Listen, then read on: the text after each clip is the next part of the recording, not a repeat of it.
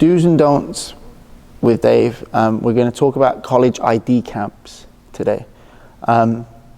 Now, college ID camps are obviously an important part of the college recruitment process, but you do have to do your due diligence when you go into the camps, because number one, they cost money, right? And not just to go to the camp, but you've got to a lot of the time pay for your flights, you got to get a hotel, and then you go to the camp. So you're investing a lot. And you know, colleges will always, they've got an email list because they want to fill their ID camps, right? Now my whole thing is, if you've got 200 kids at an ID camp, those 200 kids are not being ID'd, right? They're not. So it is somewhat of a revenue generator for the college. So, you know, and to be fair, nothing wrong with it. If it's a really good camp and your kids are learning, nothing wrong with it.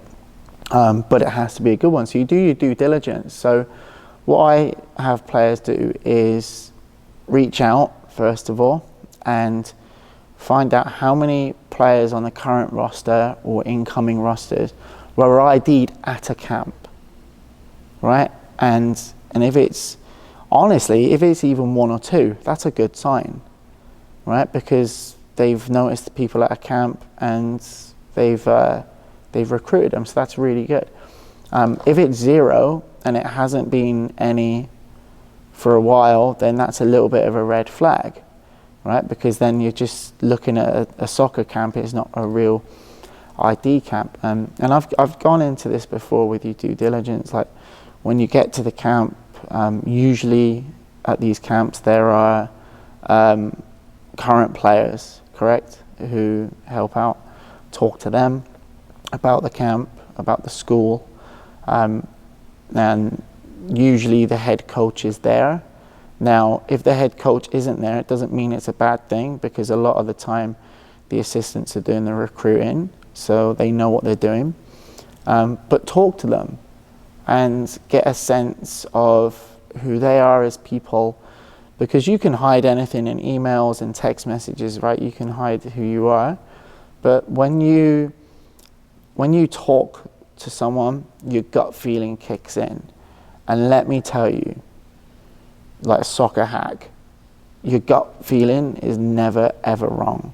And I'm sure, like me, you've ignored it from time to time, and it comes out and you were right, and whatever the situation turns wrong, and you should have listened to your gut. So listen to your inner self when talking to them. And college ID camps also, play your game. Okay, like what the coaches are looking for is who you are as a player. And so many players go in and they try to be Dribblinho, and they're not like trying to pass the ball because they want to look good.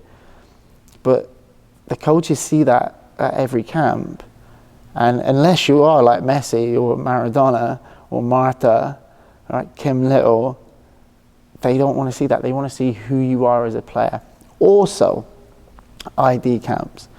Find out for your year if that coach is looking for someone like you. I would say position specific, but a lot of the time at college, the coach will switch your position, and it usually works in your favor, which is awesome. But find out if they're looking for a player like you, because if they're not, again, it's wasted money where you could be going to an ID camp that is looking for your type of player.